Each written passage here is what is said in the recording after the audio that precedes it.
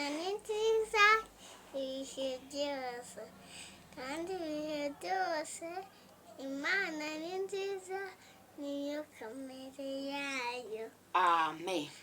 Amen. Mpaye ikaze abantu mwese muduteze amatwi ku Cyizere TV, mwebwe mwese mwiyumvemo ikaze. Uyu ni wa mwanya mwiza rero tujya twumvaho, tujya dusengera ibyifuzo bitandukanye. Abantu baba batwandikiye batubwira ko badusaba ko twabasengera. Rero ku Cyizere TV turasenga tugasoma ijambo ry'Imana. Uyu rero ni wa mwanya mwiza tugiye gusomaho, tugiye gusengera ibyifuzo bitandukanye. Rero murabona ko uyu munsi ntago ndi jyenyine, ndi kumwe n'undi mukozi w'Imana. Uyu munsi musanzwe mumuzi, si ubwa mbere mumubonye. Bibwire bano bantu bakurikiye. Nitwa Muhire Niyomana Promence.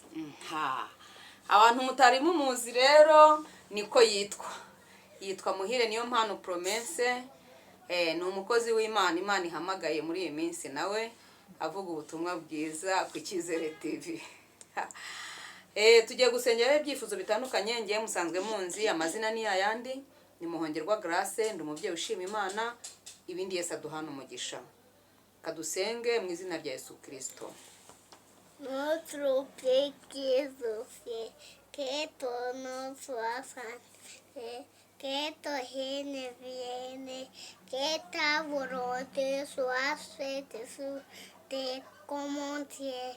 Donne-nous aujourd'hui notre pain de ce jour. Pardonne-nous notre faute, comme pardonnons aussi à ceux qui nous ont faute.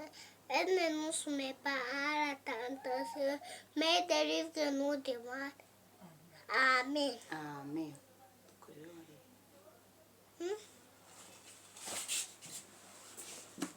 Hey, I did good.